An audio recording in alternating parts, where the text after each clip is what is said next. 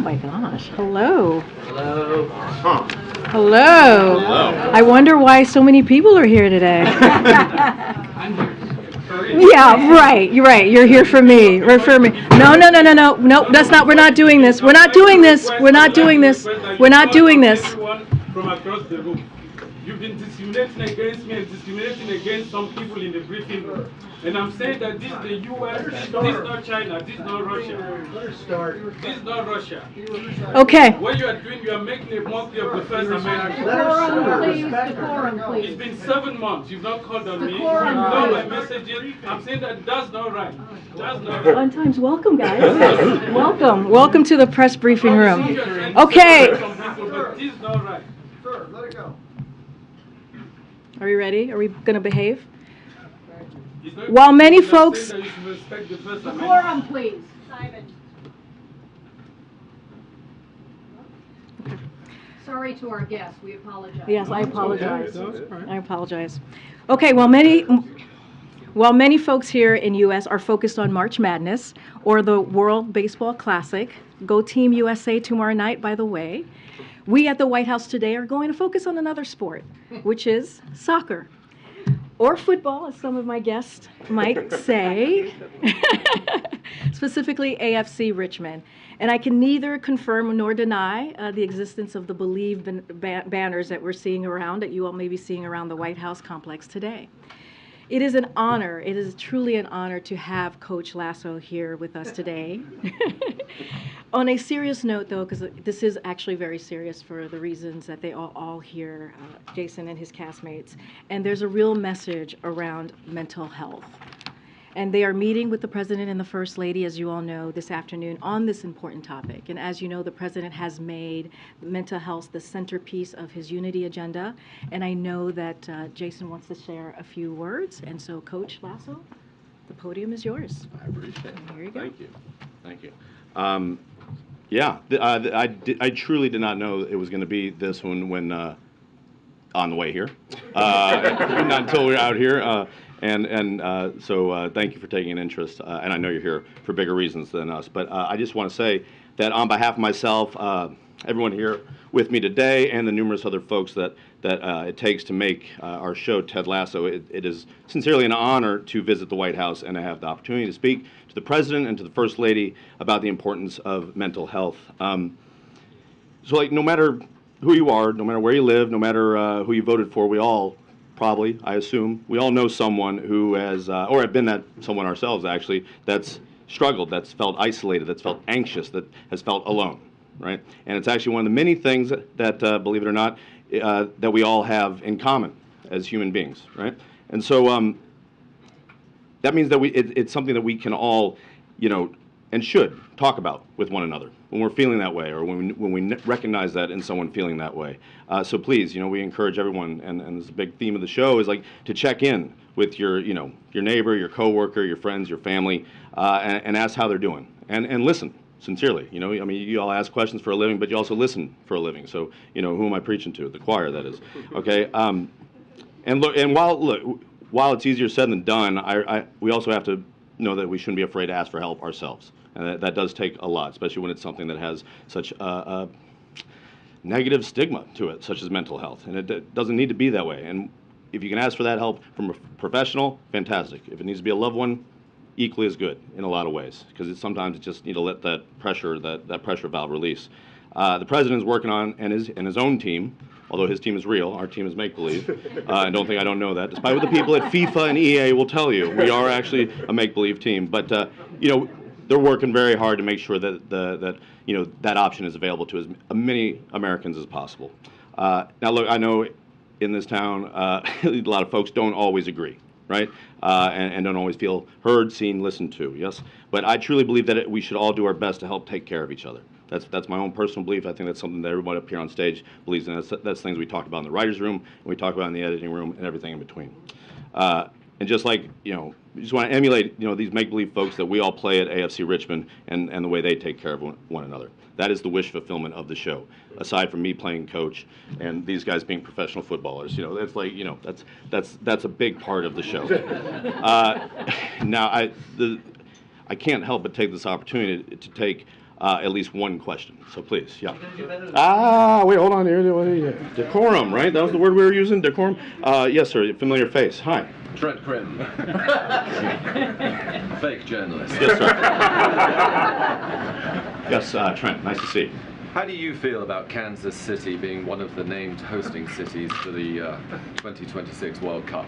Ooh, here I was hoping for a softball. Okay, you know what?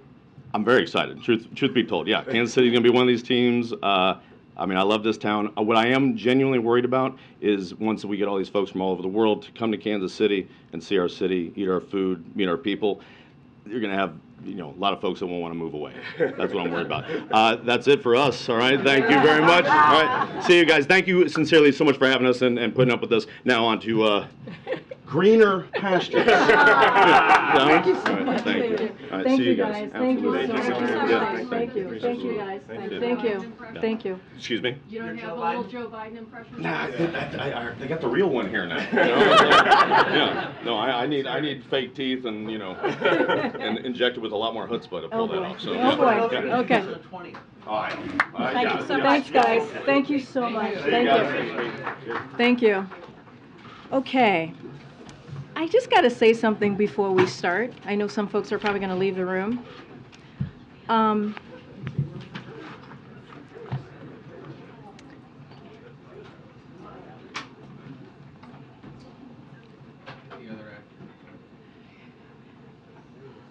Make sure.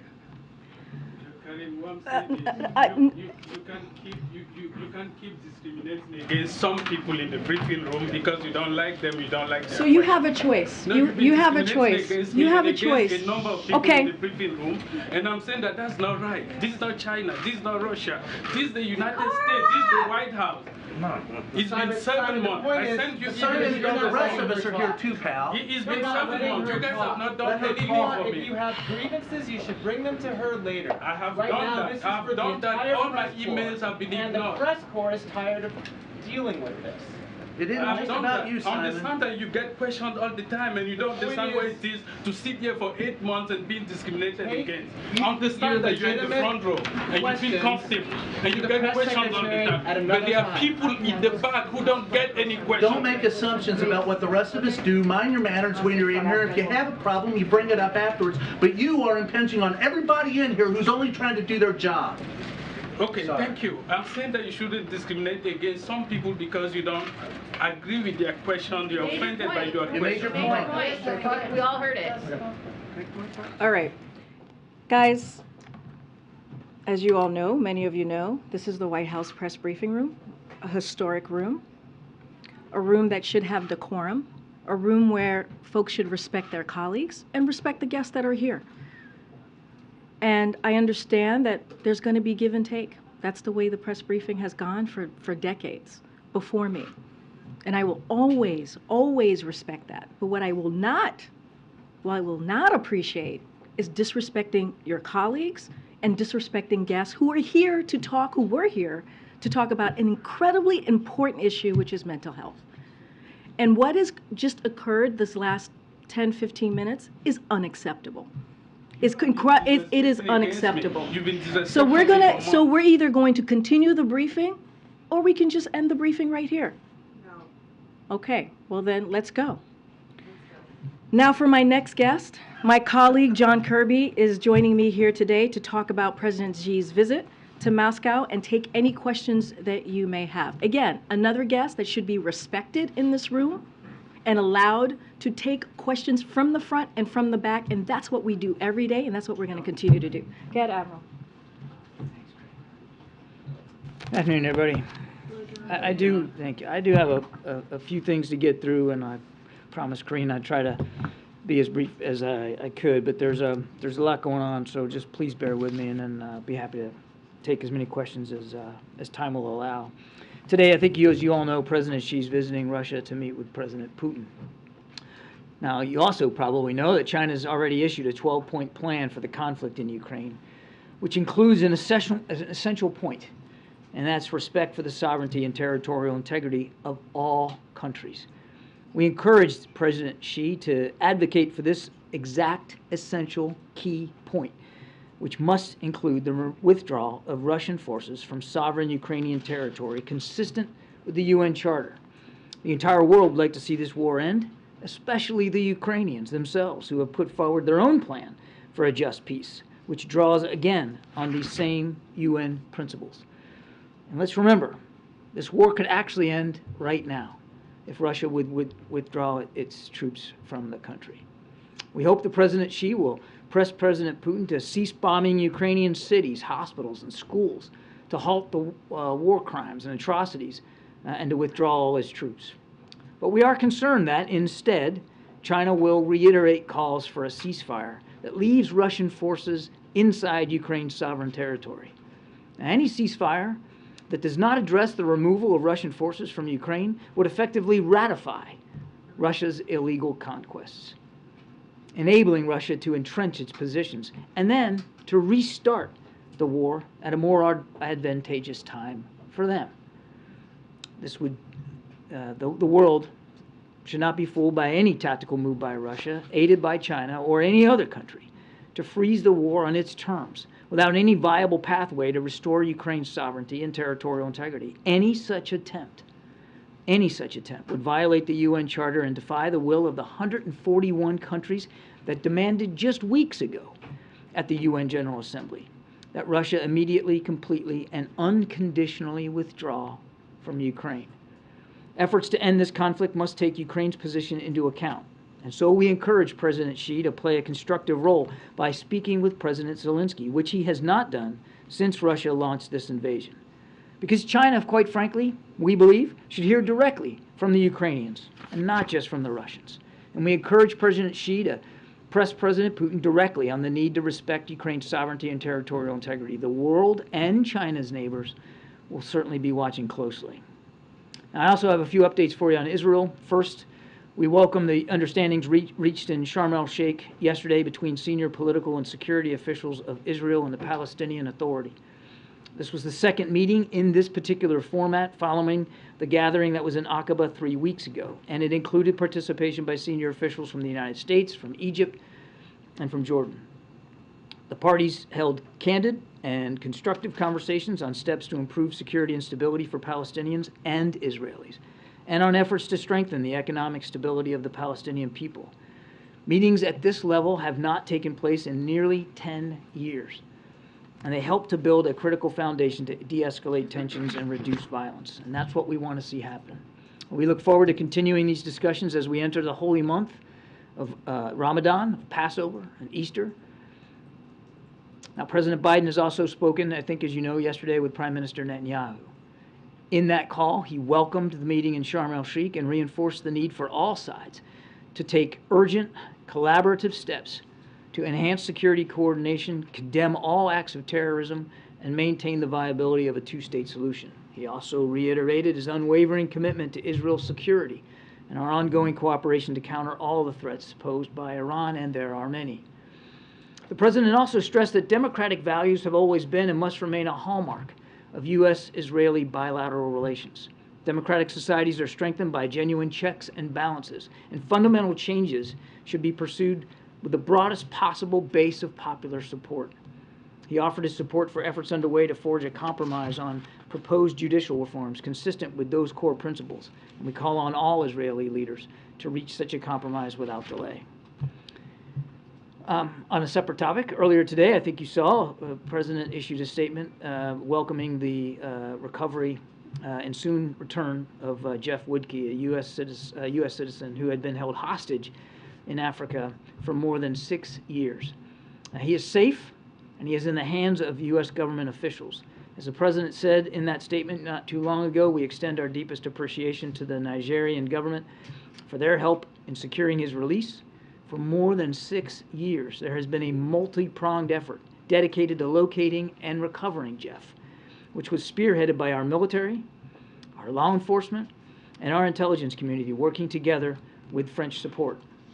Jeff, like other hostages and wrongful detainees, will be offered the best medical care possible, of course, to include post-isolation support. After a full medical screening, he will be united with his loved ones in the near future. I think you can understand why we'd ask you to please allow Jeff and his family a little bit of privacy here. as he adjusts to new surroundings and to life moving forward and to coming back into American society. The Biden-Harris administration remains unwavering in our commitment to bringing Americans wrongfully detained or held hostage abroad home to their loved ones, and this is yet another example of the President's commitment in that regard. Lastly, I know it's not lost on any of you that today is the 20th anniversary of Operation Iraqi Freedom. Whatever one thinks about the war and what started it, I can tell you two things. One, we're looking ahead. We've got a good collaboration, a good partnership with Iraq and Iraqi security forces, who we continue to partner with in an enable, advise, and assist role, because there's still a viable threat of ISIS there in Iraq and in Syria. And number two, the President and the First Lady remain absolutely committed, as they always have been, to the men and women of our military, as well as across the interagency, who served, fought, died, and suffered in Iraq. Some 4,399 troops did not make it home from the war. More than 30,000 came home forever changed by wounds and injuries. And it's not just them, it's their families that continue to suffer, that continue to sacrifice. There's 4,399 chairs at 4,399 dinner tables that are empty. And it's important for us always to remember that and never forget the bravery, the courage, the sacrifice that went into fighting that war. Again, regardless of how you feel about it, President Biden and the First Lady are going to stay committed to those families going forward. I'm going to go ahead and start in the back. Go ahead, please, sir. Yes. Oh, okay, thank you. Just on Russia, first of all, Moscow has indicated that they'll put a pause on the grain deal by May 18th if the U.S. doesn't comply with some of their demands, which include putting some banks back in the SWIFT system and resuming exports of agricultural equipment. What's your reaction to that, and what's the plan B if they do halt? So first, we obviously welcome the extension. It's for, I think, 60 days, not the 120 that I think that everybody was hoping for, but 60-day extension. That's a good thing. In fact, over the weekend, I think 2 ships left with hundreds of thousands of metric tons of corn. And a lot of that corn, a lot of that grain is heading for low and middle income countries that have been suffering, no question been suffering since the beginning of this war with food insecurity. So it's a good thing. And we're grateful for the work of Turkey, for the UN to move forward with that. I don't have any, and I won't get into speculating about repercussions one way or another. We're focused on now that this is extended, making sure we get those ships loaded and get them out and get them to places where they need to be. That's what the focus is. Can you just remind us of your position on, doubtless there are going to be conversations between President Xi and Putin about assistance to Russia in Ukraine. What is the U.S.'s position on that, and what if China does decide to aid Russia? All right. So on the communications, hang on. I just want to write this down so I don't forget it. You've heard the president say this himself. He wants to have another conversation with President Xi, and he'll do that. And we'll do that at the most appropriate time. I don't have a call on the schedule to speak to, but it's important that we keep those lines of communication open, particularly now when tensions are so high. That's why we still want to get Secretary Blinken back to Beijing. That visit was postponed. It wasn't canceled. And we're still hopeful that we can get that back on the calendar. As a matter of fact, we're having discussions with the PRC right now about potential visit by Secretary Yellen and Secretary Raimondo to go over there and talk about economic issues. So there's that we're still working. So all of that, keeping those lines of communication open, are still valuable. Now, you asked about lethal weapons and provision of lethal weapons by China. We'll see what they come out of this meeting talking about. I mean, we don't know if there's going to be some sort of arrangement. I would just tell you that we still don't believe that China's taken it off the table. We still don't believe and haven't seen any indication that they're moving in that direction, or they've made a decision to provide, or that they're actually going to do that. We continue to believe it's not in China's best interest to do that, to help Mr. Putin slaughter innocent Ukrainians. It's hard to believe that they would think that that's in their best interest. It would also run counter to what we've heard President Xi talk about in terms of what his ultimate goal here is. I think he put an op-ed out today talking about sovereignty, territorial integrity, finding a peaceful way to end this war. That providing lethal weapons would seem to be inconsistent with that goal. When is the right time for a ceasefire? Alex, Thank you, Karine. Admiral, are you encouraged by progress or seeming progress in Israel On the judicial reforms, it seems that Prime Minister Netanyahu and his critics agree on some key things but not others. How do you assess the situation? Well, we're glad that they're talking. The president was encouraged by the efforts by President Herzog to come up with some alternatives. We're certainly going to let Israeli leaders speak to the details of that. This is for them to work out. But one of the messages that President Biden had when he spoke to the Prime Minister yesterday was it's important for those efforts to be fully explored and for compromises to be made, because the beauty of democracy is in fact compromise, and the strength of both our democracies is that we believe in checks and balances, and also in a consensus among the populace that to make these changes, whatever changes they are, to make them sustainable, all that has to be factored in. Good. Thanks. Just a couple follow-ups here. You said that you haven't seen any confirmation that China has made a decision yet when it comes to providing aid. Why do you think China hasn't made this decision yet? Do you think they're waiting for this meeting today, or? Difficult to know.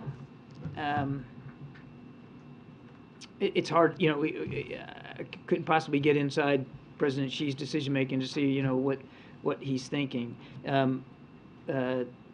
China has, as you know, not condemned the war, but they haven't provided lethal weapons.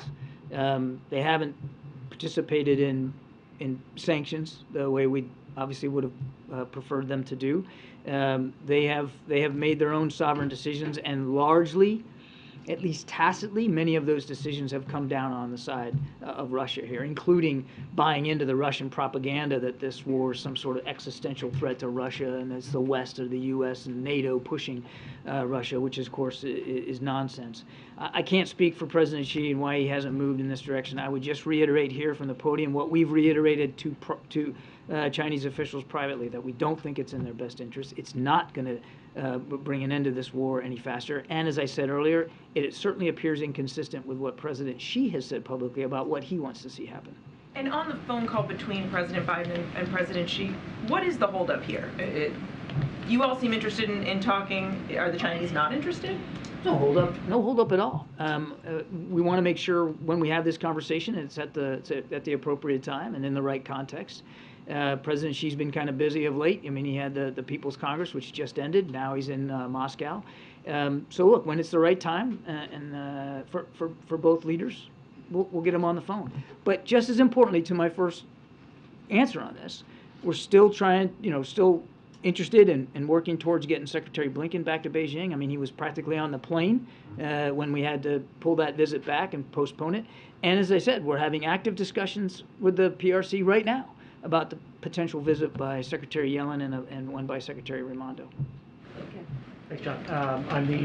On the call yesterday with Prime Minister Netanyahu, has there been any discussion within the U.S. government of withholding potentially some military assistance to Israel because of if these judicial reforms do proceed? There are a number of instances around the world where the U.S. withholds military assistance for democratic reasons or concerns along those lines. One of the main things that President Biden stressed to Prime Minister Netanyahu was our ironclad support for Israel's security, and that's going to continue. We face some common challenges in the region, not the least of which is Iran. That will continue. And then some different topic, in the other NSC side, the Homeland Security side, in light of some of the discussions regarding protests surrounding the potential future indictment of the former president. You addressed this a little bit yesterday, but has the White House been briefed on any security concerns or is involved in any operational planning to ensure investigating threats or otherwise ensure Homeland Security? I'm not aware of any specific briefings or specific threats. As I said yesterday, we always monitor this, even absent the context of those comments. We're constantly monitoring this, as you would think we should, particularly in the wake of what happened on January 6th. But I'm not tracking any individual or specific threats or any specific or operational moves by the federal government. Yeah. Jeff, thanks. John, does the president plan to invite Prime Minister Netanyahu to Washington for a visit? There's nothing on the schedule right now for that. And more broadly on the Russia question, is there another way to look at President Xi's visit other than a show of support for President Putin? I think clearly, look, take a couple of steps back here. I mean, this is a relationship that has been burgeoning of late. These two countries have grown closer. They are both countries that chafe and bristle at U.S. leadership around the world, that chafe and bristle at this idea. I know it sounds like a wonky term, but this rules-based order, this international rules-based order, which so many countries helped to establish in the wake of World War II. These two countries, they don't like that much, and they'd like to challenge it. And in China's case in particular, they certainly would like to challenge U.S. leadership around the world. In President Putin, President Xi sees a potential ally in that effort. For President Putin, he sees in President Xi a lifeline of sorts for a war that he's conducting that has clearly not gone anywhere near the direction he wanted it to go, and a military that is clearly failing on the battlefield. So it's a bit of a marriage of convenience, I'd say, less than it is of affection. And again, we'll see where this goes after this meeting. But these are not two countries that have, decades-long experience working together and full trust and confidence. It's a burgeoning of late, based on America's increasing leadership around the world and trying to check that. Thank you. I wanted to ask you about the government of India protest against, there was an attack on the Indian consulate in San Francisco yesterday. The doors were broken, windows were broken, and the graffiti is written on its wall. Is the president aware about it? And I haven't seen any action being taken by the San Francisco police yet. We certainly condemn that vandalism.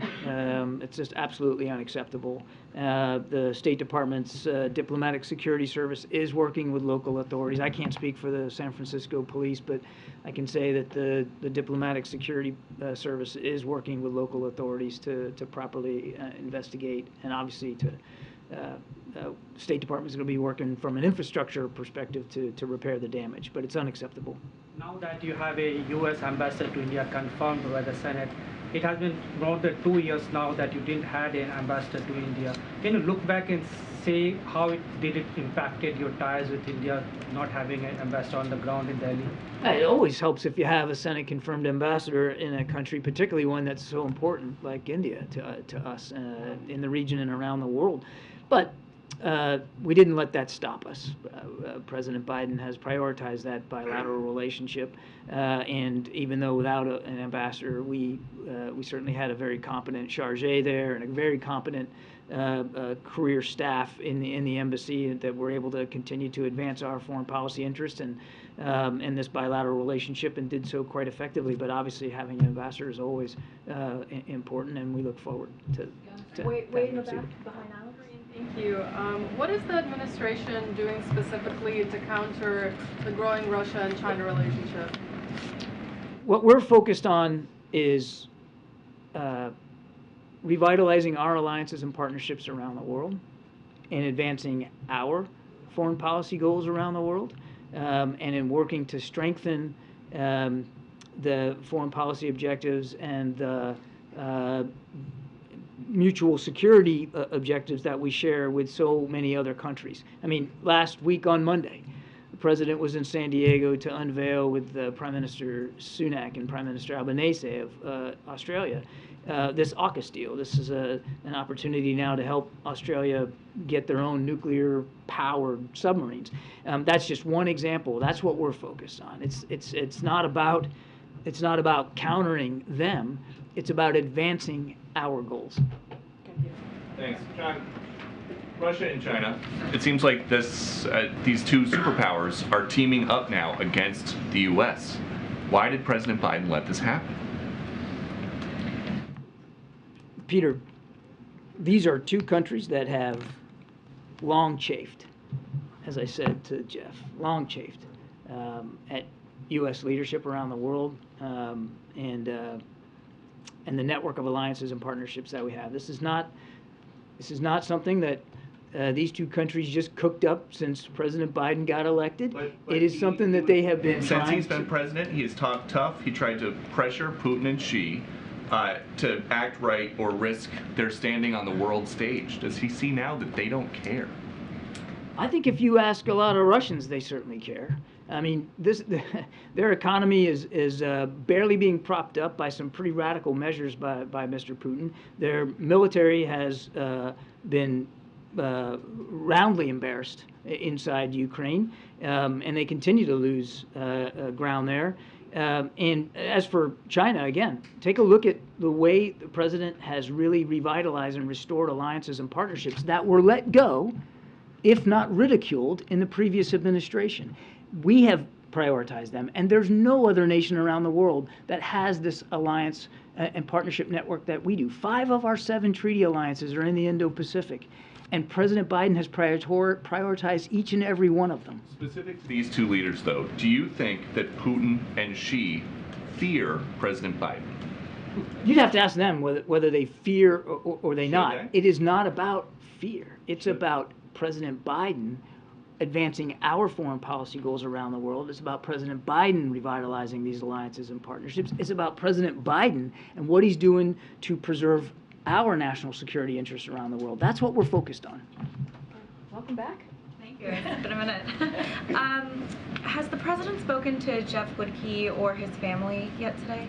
I don't think there's been any direct communication by the president with respect to the family yet. I mean, we're just delighted. This news just broke, as you know. We're just delighted to be able to get him back in our hands. We're going to make sure he gets the care he needs, and I'm sure there'll be appropriate communications at the right time. But as I said in my opening statement, we also, this is, 6 years, and they just got word today.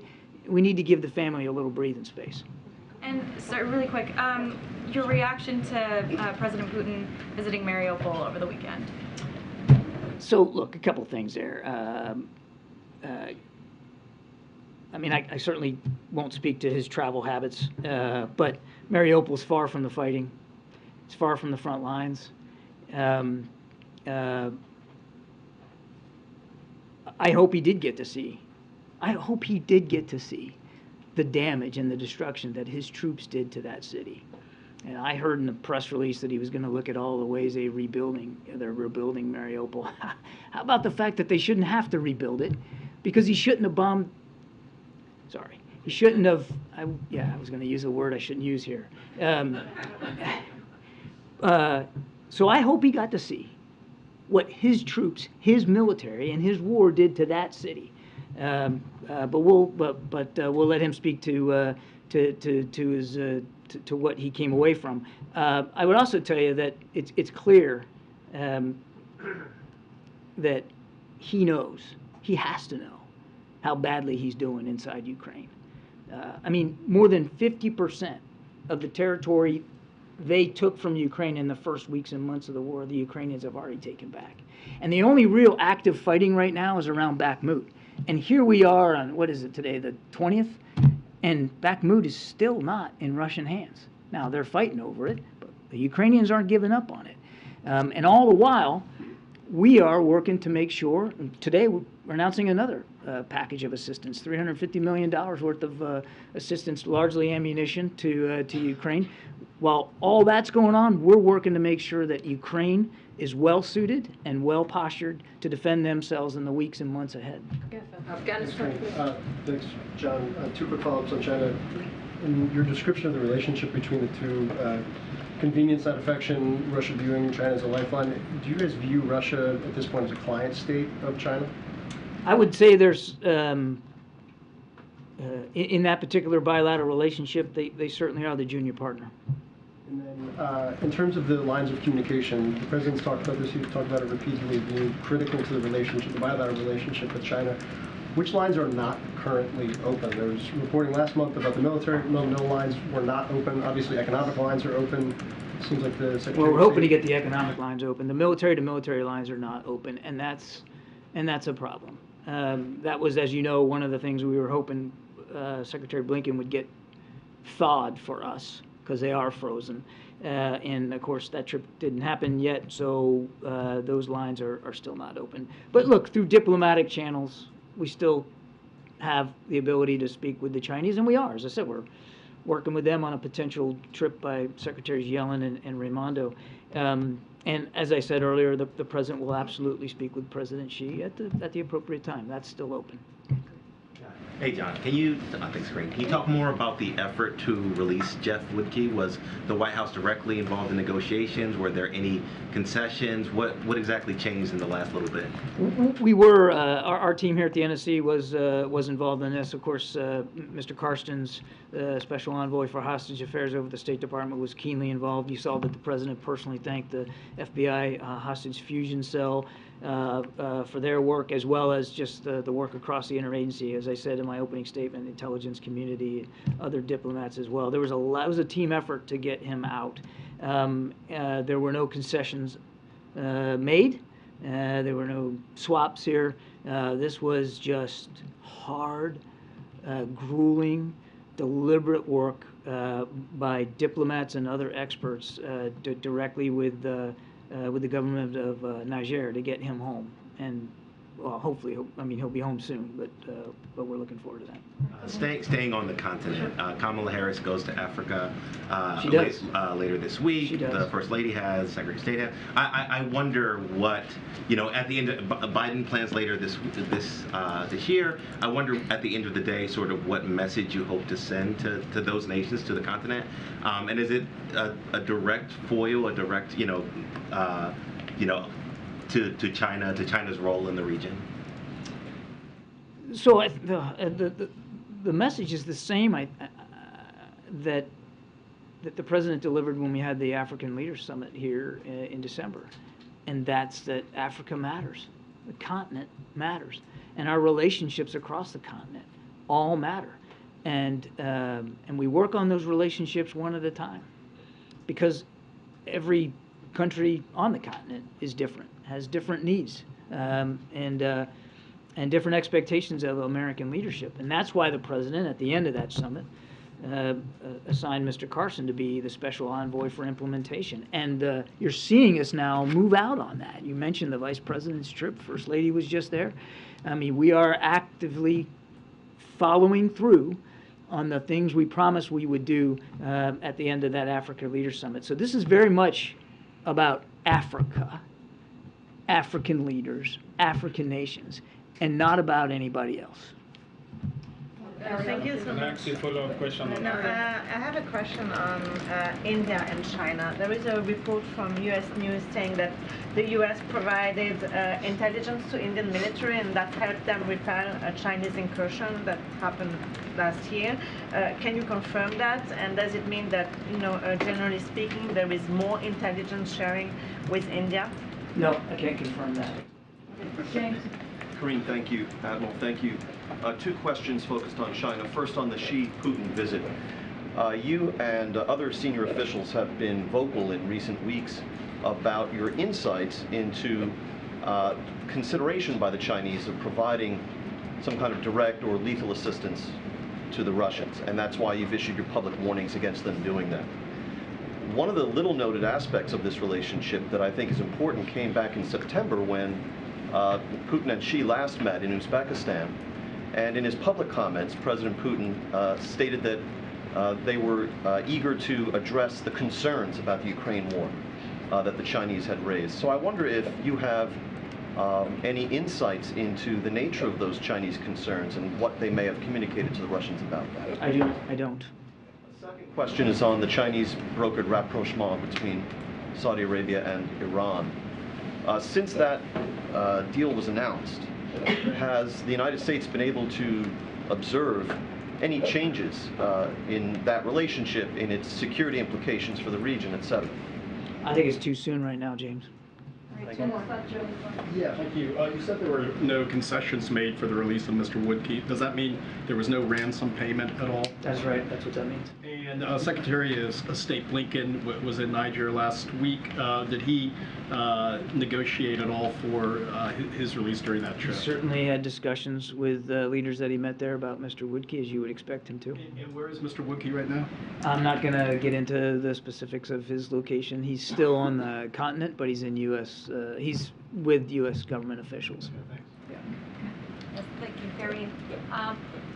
Do you know if the Chinese government has contacted Kiev regarding its 12 points plan? And What's the Ukrainian government reaction to the plan itself? I certainly would refer you to comments that President Zelensky has already made. I'm not going to speak for him or his administration. To the best of my knowledge, I know of no conversations between the Chinese and Kyiv with respect to this so-called 12-point proposal. Yeah, thank you. Thank you, Karine. Thank you, Karine.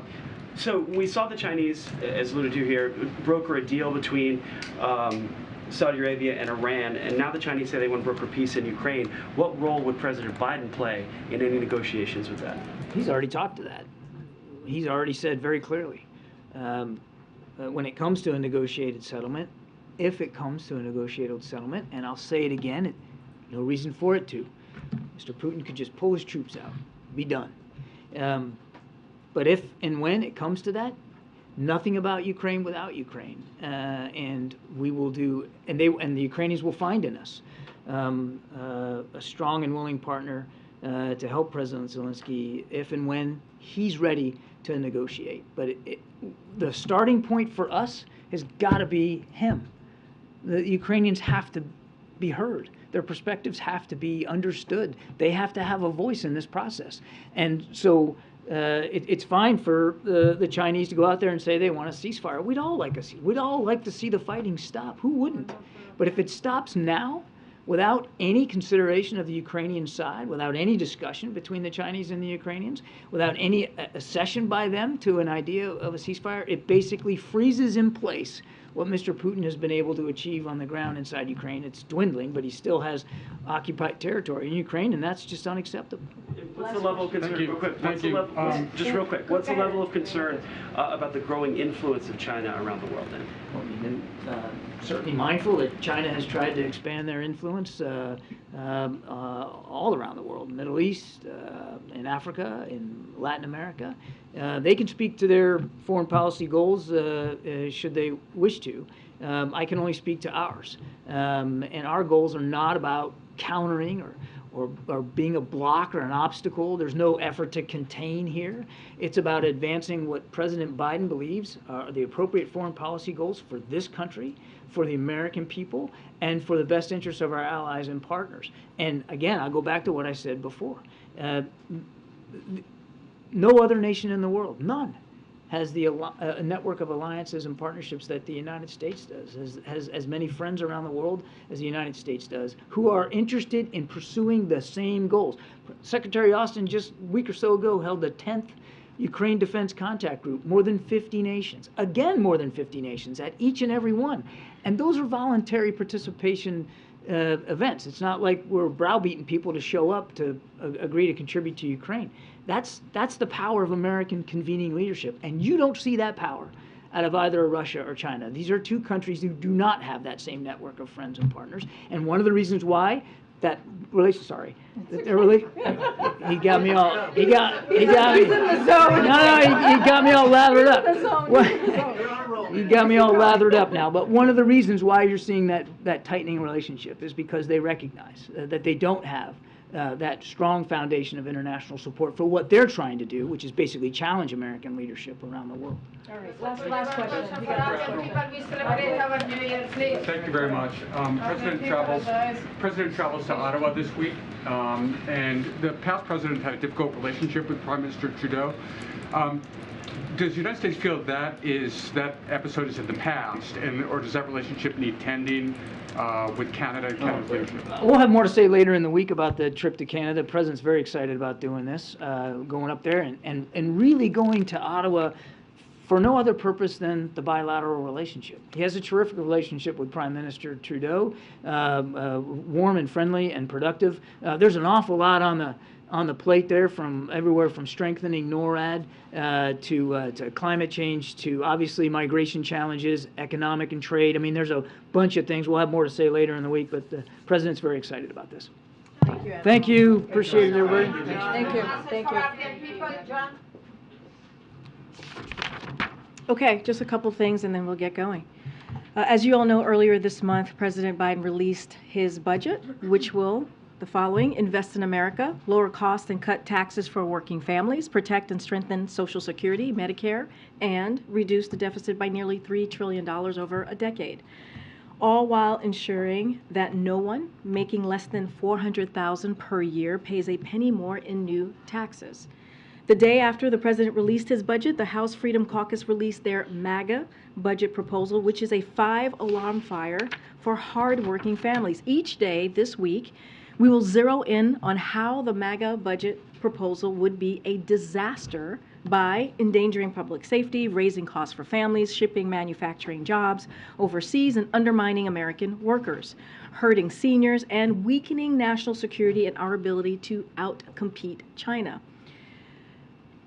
Today, we're showcasing how the MAGA budget proposal would endanger public safety. And here is how it will do that. Make our borders less secure by eliminating funding for more than the 2,000 CBC agents and officers. Defund the police, not fund the police, but defund the police by eliminating funding for 11,000 FBI personnel and 400 local law enforcement positions. Allow an additional 150,000 pounds of cocaine, nearly 900 pounds of fentanyl, nearly 2,000 pounds of heroin into our country. Slash rail safety inspections, leading to 11,000 fewer rail safety inspections days next year alone. Jeopardize our air safety by shutting down air traffic control tower services at 1/3 of all U.S. airports. And that's just the start of it. That's just the beginning. So we look forward to sharing more every day this week. One last thing, and then we'll get started. We send our best wishes to everyone celebrating Nowruz across the United States and around the world, from the Middle East to Central and South Asia and to Europe. The Nowruz holiday brings loved ones together around the Hafseen table to reflect on the year that has passed and renew hope for the year ahead. This year comes at a difficult time for many families, when the hope is needed more than ever, including for the women of Iran who are fighting for their human rights and fundamental freedoms. The United States will continue to stand with the women of Iran and all the citizens of Iran who are inspiring the world with their conviction and their courage. And together with our partners, we will continue to hold Iranian officials accountable for their attacks against their own people. With that, you want to kick us off, Steve?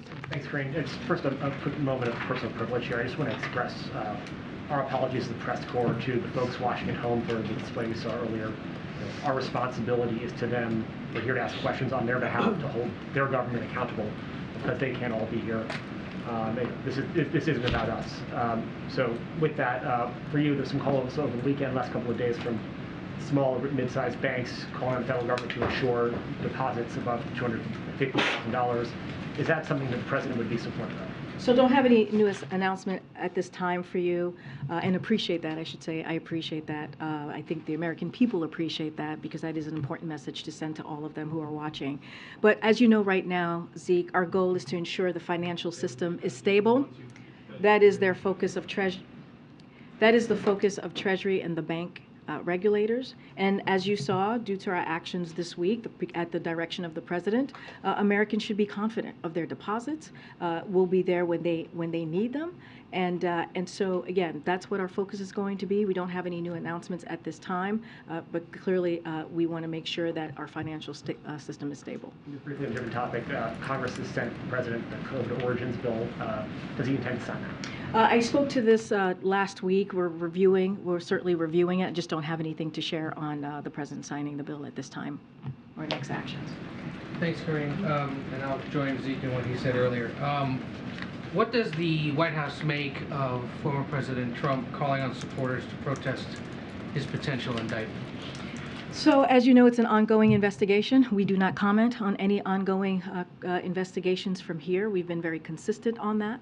So certainly I'm not going to break that, break our protocol here. So I won't comment from here. I'm not asking about the potential indictment itself. I'm asking about the former president calling on supporters to protest the possibility that he might be indicted. Understood. Wanted to say that at the top. So look, the president has been very clear when it comes to Americans who want to protest. They should do it peacefully. and that is something that is incredibly important that the president has always continued to say, but I don't want to get into, hypotheticals from here, and so I'll just leave it there. There's one other thing related to this that isn't hypothetical, because now House Republicans are requesting to speak with the Manhattan District Attorney Alvin Bragg about his ongoing investigation into former President Trump. Is that the view of the White House, a proper use of federal taxpayer dollars to investigate or try to find out what a local prosecutor is doing? Again, I'm just not going to speak, because that is an underlying connection to the investigation. Just not going to comment from here. Look, the president is going to continue to focus on what the American people need, their priorities. We're going to continue to focus on lowering costs. We're going to continue to focus on the president fighting for Medicare, Social Security, ACA. That is what the president's going to do. Look, if Republicans, and the president has said this over and over again, if Republicans want to work with us in a bipartisan way to deliver for the American people, to continue to build on the successes that we have seen in the last 2 years when it comes to the economic policy, building an economy from the bottom up, middle out, he's willing to have that conversation. We saw what the president proposed on Friday regarding changes to how the FDIC oversees banks and executives at banks specifically. Has he been in touch directly with any business leaders, or who was it here at the White House that may have had conversations with Warren Buffett, for example?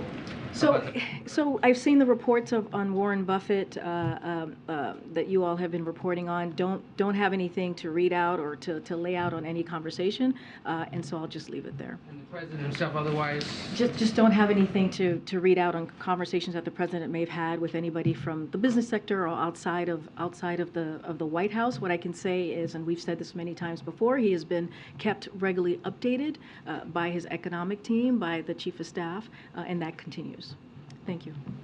Okay, Mary. To put a follow-up on Ed's question about the former president's message to his supporters, given what we've seen in the past when the former president has urged his supporters to take our nation back, are you concerned and worried as an administration about the threat of violence? So look, we are always prepared.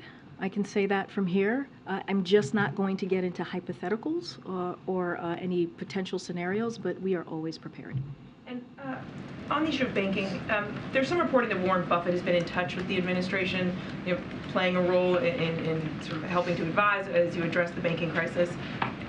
Can you confirm that? Can you comment on any conversations with Warren Buffett? Yeah, I think Ed just asked that question. Mary. No, I just don't have anything for you at this time. I can confirm that I have not had a conversation with Warren Buffett, but no, I just don't have anything to read out at this time. No problem. Just following up on the broad question about banking, can you give us a sense of next steps in this? You express confidence that the banking system is strong, but there's still some jitters out there.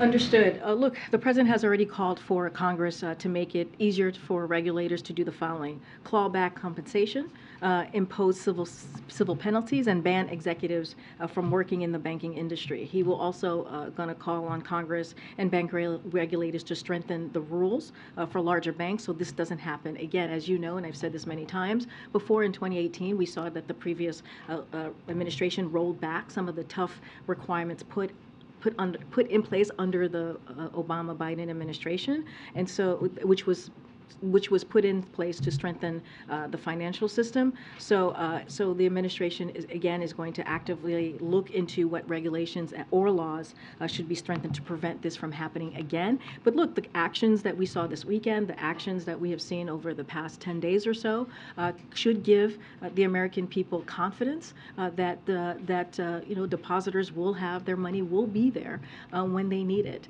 And so again, we have done everything that we can to make sure that we hold the managers of these banks accountable, and that this does not affect, and we don't put on the hook, the taxpayers or the American people. Is the president worried, or is the White House worried about the politics of this in terms of banks getting bailouts and average Americans, so to say, not? So look, the president made a commitment to make sure, and you heard also Secretary Yellen speak to this last week, and making sure that they're not put on the hook for this, right? Making sure that that the investors, as I just mentioned, the managers are held accountable. And so the president has made decisive, forceful actions to strengthen, again, the public confidence in our banking system. No taxpayers' money is being used or put at risk with these actions that have been taken over the last 10 days or so, and our banking system remains sound. That is something that you heard from Secretary Yellen directly herself just last week, and this is all done because of the president's direction that he asked the regulators to take a look at, that he asked the Treasury Department to take a look at and make sure that we make these decisive actions. Again, we just saw some decisive action this weekend, and so we want to make sure, and we're doing this to make sure that the American people are confident in the work that this administration is trying to do to make sure that we meet the demands, the resources for depositors are met. Thanks, Karine. Does the president believe that the actions of the last 10 days, which have been pretty extraordinary in scale and scope, are enough? That we're past this, we're through this, the system is going to be good to go from now on? So, look, when you think about the accountability that the president put forth just on Friday, which focused on ensuring that senior bank executives are held fully accountable, it builds on our work to ensure key executives that ran Silicon Valley, for example, Silicon Valley Bank and Signature Bank, are removed, and investors in these two banks take their losses. But again, Congress should act, should make it easier for regulators to claw back those compensations that I mentioned, impose civil penalties, and ban executives from working in the banking industry again. So, look, the president took the necessary actions to meet the moment that we're in now. He believes that Congress needs to continue to act. We're going to continue to have those conversations. Of course, there are things that we can do without Congress, which is what we're seeing the regulators do. But this is a partnership. This is also, we have to do this in hand with Congress. So of course, more should be done and can be done. Just one quick follow-up. Do you guys view this, you've said the issue of confidence several times in terms of how people are perceiving things right now. Do you view this primarily as a confidence issue, not a system issue or some bigger problem in terms of... So we want to make sure, I think it's important, the president believes, as president of the United States, as we're seeing what occurred these last, again, 10 days or so, I've lost count, but that Americans should have confidence, right? They should have confidence in the banking system. They should have confidence in the actions that the regulators have taken, that, again, at the direction of the president. And as you asked me, should there be more work to be done? Absolutely. We should not let Congress off the hook. They should take actions in making sure that moving forward, that our banking system continues, that we're doing taking the actions to make our banking system secure. So again, more actions need to be taken for sure. The president has taken actions to deal with the moment that we're in. I've said this before. What we're seeing with these banks are distinct to those banks. But we're in a different place than we were in 2008 because of the regulations that we saw in the Obama-Biden White House, and so that matters as well. Okay. To follow up on that, Karine, you said that there are things that the White House or the administration can do without Congress. Do you have a timeline on this, on when we'll see that? Within days or weeks? It's a good question, JJ. Look, we're already seeing some of that underway as regulators have taken action over the last few years to reverse the last administration's deregulation, and that is because of, again, the actions under this president. And so we've seen that, but again, we cannot take Congress off the hook. And the regulators are going to continue to do what the president asked of them, again, these past 2 years. But again, Congress has to act. We need to make sure that they do their part in this as the president is taking actions to give the American people confidence. Go ahead. Does the president view Jerome Powell's stewardship of these events as at all a risk to his position as chairman of the Federal Reserve? No, not at all. The president has confidence in Jerome Powell. The shares of First Republic Bank have declined in recent days. Is the administration considering any further steps to support that bank, and do those options include potentially the FDIC taking over the bank? So look, that's something for the FDIC to speak to. I'm not going to comment on any hypotheticals from here. Senator Warren was on a number of Sunday shows yesterday.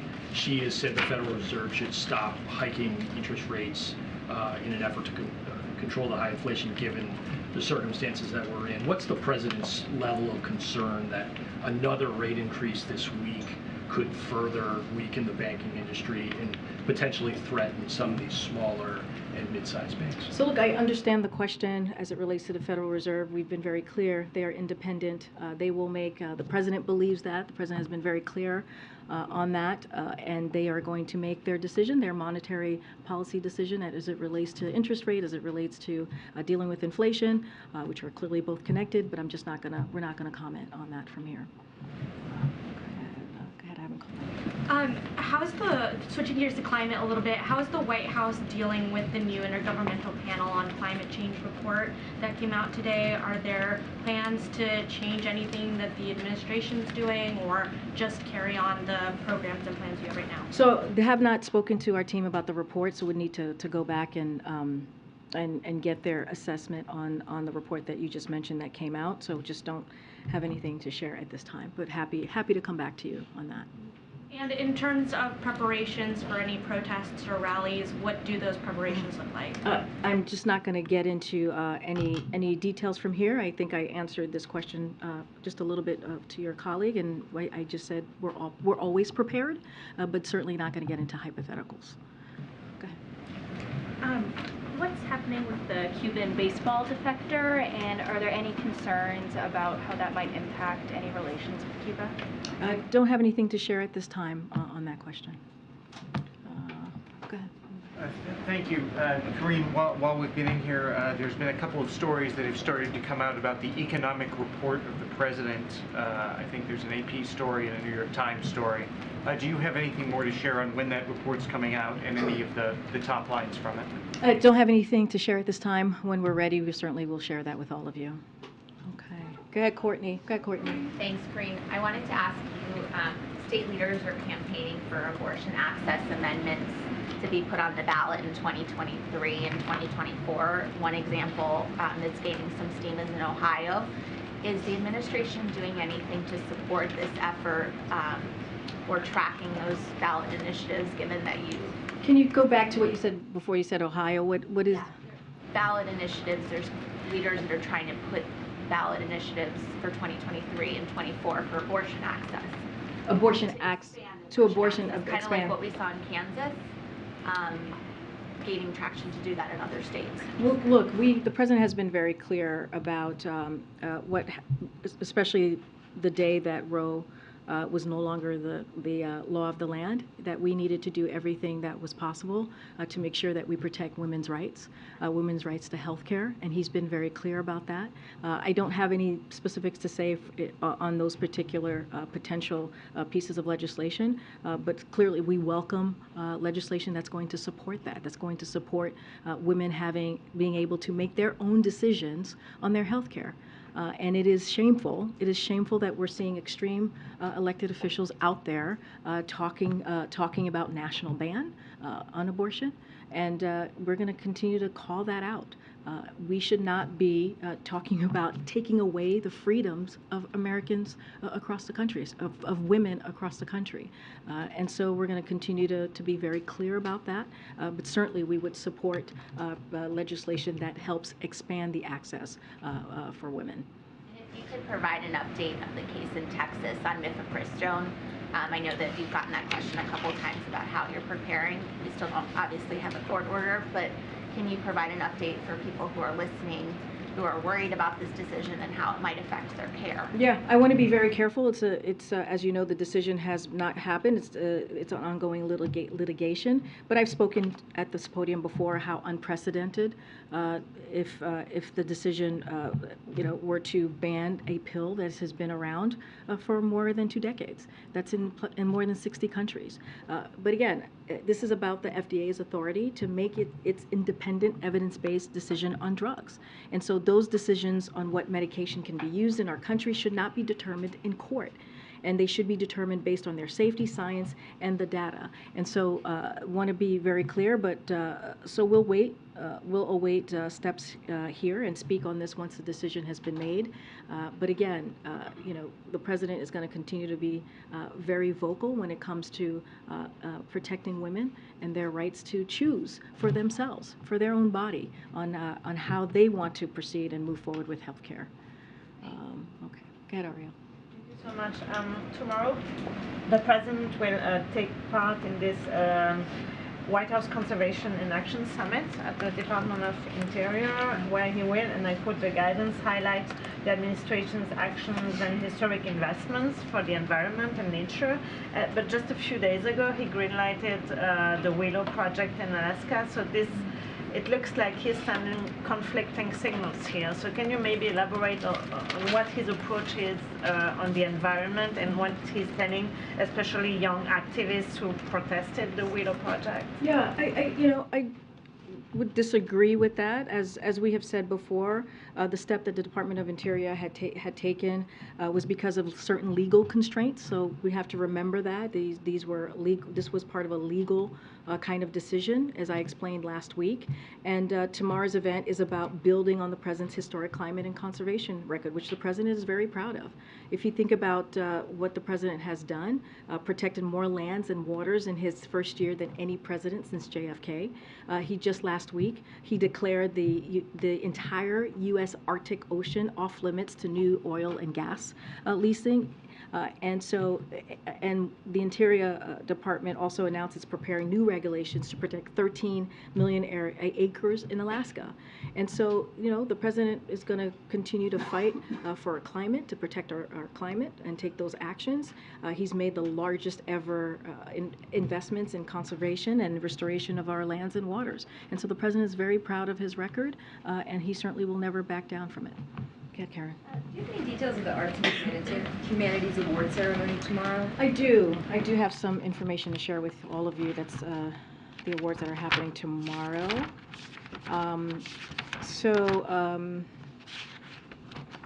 Give me 1 second here.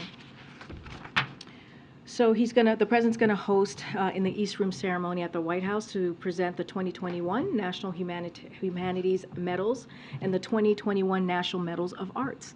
First Lady Jill Biden will attend the ceremony as well. We will have more on the recipients of the awards later today, but don't have anything to preview, but certainly we'll have more to share. And this will be, I believe, the first one in this administration in the past 2 years. Okay, I'm trying, I've not called, one more. Go ahead, Brian. Karine. I wanted to ask about President Trump is going to give a rally in Waco, Texas. This is the 30th anniversary of the standoff between Branch Davidians and the FBI and the ATF in Waco. Is the Biden administration concerned about anti-government activity in Waco around the rally? Are there security concerns that President Trump may use this anniversary to foment anti-government sentiment at that? I can't speak to what the former president's going to do or say. I'm not tracking any security concerns, so don't have anything more to share beyond that. All right, everybody. I'll see you tomorrow. Thank you. Thank you, Kirby. Thank you.